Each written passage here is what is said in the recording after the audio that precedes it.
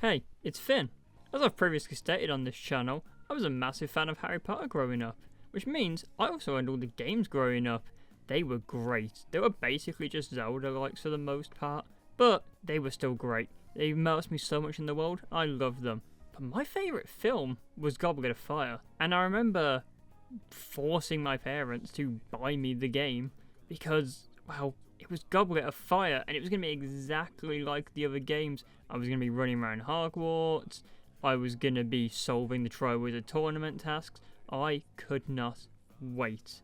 So I finally get my hands on the game, and I'm introduced to the disappointment of my childhood. It's not a Zelda-like, it's an isometric beat-em-up? Puzzle solver? It was something, and that something was a disappointment. I finished it as a child, but reluctantly, simply because what else was I going to do? Tell my parents, no, this gift is theirs. So, all these years later, I think it's time to go back and figure out, was I just being a stuck-up little child, or was this game genuinely just bad? The game begins at the Quidditch World Cup, and I don't want to, jump the fence here, but it seems okay so far. I mean, it seems like a pretty good level. There's a nice environment to this level. You fight the Death Eaters by pulling twigs. I guess I didn't learn any good enough spells yet. And you fight some basic enemies, and it's not at all bad.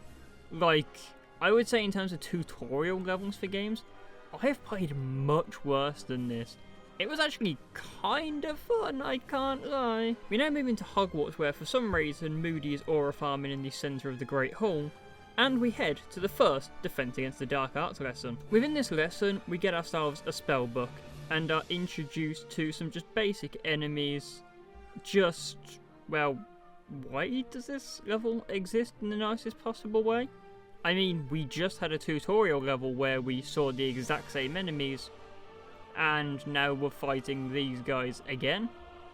You've already introduced me to them, game, I don't need them again. PNG of Harry pops out of what I believe is the Goblet of Fire, or maybe just Dumbledore's really cool candle, which means that I am now forced to solve life or death situations, so we better get back to Defense Against the Dark Arts.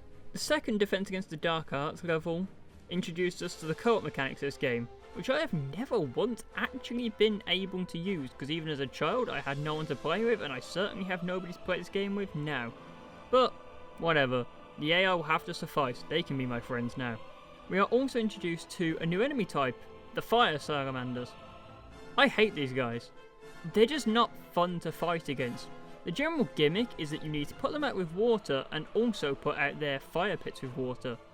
But the game's targeting system doesn't really work as such, which means you lead to situations where you're either constantly putting out the salamander while they're on the fire pit, and then they just keep relighting, and therefore we never defeat them. We now move on to the Hogwarts roof for the shortest level ever, where I pick up a box, put a box down, climb a roof, and the level is literally finished. You'll see why later. We get a cutscene of Hagrid taking us to the Forbidden Forest, and that's about it. I guess we're getting to the new mission.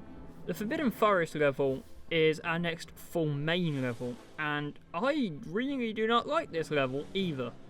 I've got to be entirely honest with you, the main gimmick of this level, which is launching these kind of pus things around, doesn't work because the isometric camera doesn't work properly. The camera has no idea how to judge which way I want to push stuff, as it's not like a behind the shoulder camera, and with it being above, it kind of tries to give you a brief idea where you're going to launch these things to, and it doesn't work. Also, some of these require two people to move, and the AI just does not want to help you half the time. Also featured in this level are the blast-ended screws from the book. What the hell? They're here! That's kind of cool, honestly. This level's not good, but I'm happy that we've got more book inclusions. Shame we couldn't have got these in the film. We now move on to the first task, and these are the sort of things that I was looking forward to as a child, getting to play these tasks. So how is the first task in this game? It's genuinely okay. I mean, you could say it looks a bit Superman 64-esque in the idea of flying through rings, but really what were they gonna do? Have like an open world and let you just dodge the dragon? No, this is fun. It's just an obstacle course with a dragon. It's You'd have to play it for yourself is the best way of describing it. I think it's actually quite a fun level. It's not really much to it other than that, but it's fun. We next find ourselves in the prefect's bathroom, as for some reason Harry has decided I'm not going to this ball, instead I'm going to go for a bath. Seriously, why has the Yule Ball been excluded? This isn't the only Harry Potter game I've played where they've decided, fuck the Yule Ball, we don't need to play it. But we're here to figure out the mystery of the egg, and for some reason it's gone down the drain, so we're now having to climb into the Hogwarts sewers. This level, well, it's interesting. It's kind of got some very interesting puzzle dynamics. Now the reason I describe them as interesting and not good is because they have the potential to be good, but they're really not. The game has awful hit collision on these steam pipes that come around, making you think that you can actually get around them half the time, and you can't. It requires you to go somewhere else and move the pipe. Now this wouldn't be an issue if the level was clear in the slightest bit where you had to go. I genuinely got lost for quite a while. And don't worry, while you're lost, you also get introduced to a new enemy type. These stick thingies, I hate them. They blow dart sticks halfway across the map and they do not leave you alone. They also just refuse to die.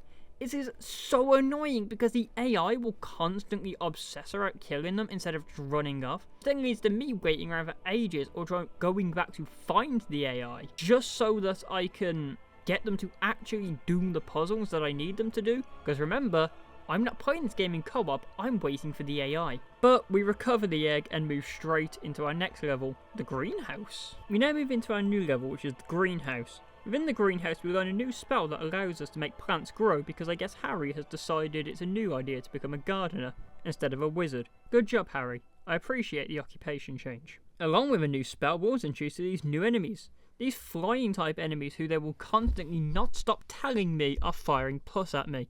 I absolutely hate in games when they proceed to have the AI constantly tell you the same thing on repeat. It is really annoying and I really wish game developers would stop including it. The enemies are also severe bullet sponges, or in this case, spell sponges, which sounds kind of fun actually. But yeah, they will not stop taking jinxes to the face. They just don't die. And as you may have noticed from previous instances that we have spoke about here, if an enemy won't die, the AI won't stop shooting it. And with the AI not stop shooting it, the AI don't help me with puzzles. So, we now also have to deal with lily pads. And those lily pads are kind of hindered by the fact that I am constantly being attacked by poison shooting enemies who stun lock me. This level is overall painful. You have to reach the top of the greenhouse in order to get a Triwizard Shield and some gillyweed. I don't want to think about this level anymore. We now move on to the second task, which is an absolute nothing burger of a task. You literally just hold R1 and move forward for about 90% of the level, and occasionally go into a defense segment where I need to break, I don't even know what this is, mold? I guess we found where she found the mold from. And when you break the mold, you can then move on into another swimming segment. That's the entire level. I don't know what else I'm really meant to say here. I'm sorry, but they didn't even try with the task. Now, here's where we talk the bread and butter of this game. You may be asking, why are we doing that near the end of the video? And, well, that's because this game relies so much on backtracking. You think after beating the second task we'd move straight into the third, but no, you now have to go back to every previous level and pick up 90% of the collectibles within those levels in order to unlock the third task. I hate this sort of stuff in games. It ruins my enjoyment of a lot of games. Not like I was really enjoying this one to begin with, but I hate this stuff. This means I have to go back and face every issue I previously had with this game, except now I've got to spend extended amounts of time within each level in order to get collectibles, just so I can see the bloody end of this game. We now move into the third task. The third task is actually pretty fun, I can't lie. I've always had a soft spot for this task, and I kind of enjoyed this one. Unlike what I've had to deal with before, this task is actually literally just a maze. That's all they've made the level. And a bit of an obstacle course as well. But it's genuinely quite good. And at the end of the level, we get to fight the Scroots. It's not as good as fighting all the monsters that are featured in the book version, but hey, at least they've added something back in other than the terrifying fear of hedges. You know what? This task gets a thumbs up from me. We now confront Voldy in the graveyard. Hello, Voldy. He has been reborn, so you know what that means. Let's get to business. We gotta fight him. And instead of fighting me, he just starts raising half the dead for me to fight them instead. So we kick the shit out of a few skeletons for some reason, and then he proceeds to start trying to hit me around the head with a headstone. That's not what that means, Voldy. And we don't ever actually get a chance to fight Voldemort in this level. You literally just start using the skipping rope beam to smack the shit out of a headstone, and that is it. No, like, wand duel with Voldy. I'm just hitting this headstone to death. And considering it's a headstone, I think it was already dead. We get back to the port key, Cedric dead, you know, the gist of the story. Wow, this game's awful. I don't know what to really say for this. No, I don't think I was being a stuck-up kid hating this game. The game is genuinely bad. I would say I would like to actually try it at some point in co-op, just to see how many of the issues it does fix. But I don't suspect it really fixes many of the issues, because the game just suffers from a severe case of being awful. God damn. But you know what's not awful? You, for watching this video. I know this video may feel quite different to my other videos. I'm trying to make sure you guys receive some kind of content while I'm working on some bigger projects at the minute. But I really hope you enjoyed it nonetheless. Thank you so much for watching. Have a good day. Bye.